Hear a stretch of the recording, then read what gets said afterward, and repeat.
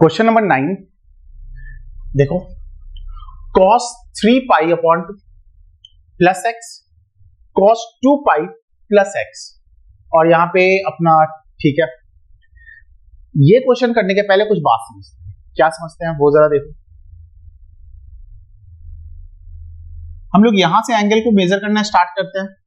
ये क्या होता है 90, ये क्या होता है 180, ये क्या होता है 270, और अगर बोलो तो ये 0 कह लो या फिर 360 डिग्री कह लो, एक ही बात है। ठीक है, 90 और 270 पे चेंजेस होता है। चेंजेस मतलब साइन क्या चीज में कन्वर्ट होता है, कॉस में। कॉसेक क्या चीज में कन्वर्ट होता है, सेक में। और कॉट क्या चीज में कन्वर्ट होता है, टैन में। और ठीक इसका ये भी है कि कॉस इधर साइन में हो जाएगा, सेक कॉसेक में हो जाएगा, और टैन कॉट में हो जाएगा।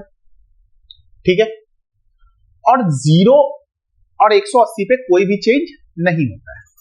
ये कॉन्सेप्ट वाली बात है, ये आपको आना चाहिए। ठीक है, अब देखो इस क्वेश्चन में अगर मैं इसको देखूं तो ये क्या है, cos 3 पाई बाई 2। भाई 3 पाई बाई 2 यानी कि अगर मैं इसको कैलकुलेट करूं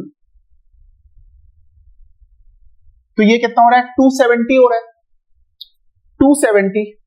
270 प्लस एक्स, 270 प्लस एक्स यानी कि फोर्थ क्वाड्रेंट में जा रहा है।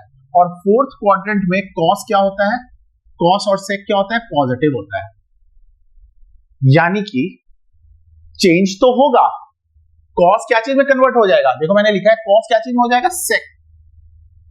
सेक बोल रहा हूं साइन, और साइन क्या हो जाएगा, साइन एक्स। क्लियर है।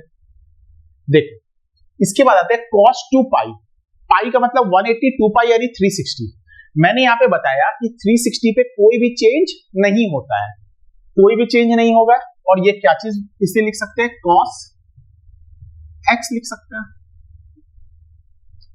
कॉट पे आओ, 3 पाई बाई 2 देखो यहीं पे कैलकुलेट किया कितना हो रहा है, 270 होता है।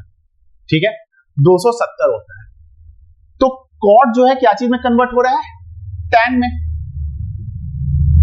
और कौन से क्वाड्रेंट में लाई कर रहा है, थर्ड क्वाड्रेंट में। देखो 180 और 270 माइनस है ना, 270 माइनस एक्स यानी थर्ड क्वाड्रेंट में। थर्ड क्वाड्रेंट में टैन और कॉट क्या होता है, पॉजिटिव होता है। और यहां क्या होता है, साइन और कॉसेक पॉजिटिव होता है। और यहां पे सारे के सारे पॉजिटिव होता है। तो ये क्या हो जाएगा, टैन एक्स प्लस कॉट 2 पाई। 2 पाई का मतलब 360 यानी कोई भी चेंज नहीं होगा, और ये क्या रहेगा, कॉट एक्स। अगर ये बात समझ चुके हो तो आप कुछ भी नहीं है, क्या करोगे भाई, इसको ऐसे ही छोड़ दोगे, sine x into cos x.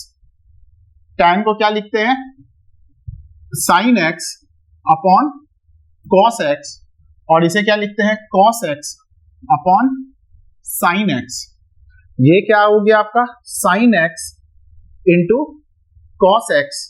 LCM ले लिया, क्या आ गया, sine x cos x, sine into sine, sine square x, और इस कॉस को इसके साथ करेंगे तो हो जाएगा कॉस स्क्वायर एक्स।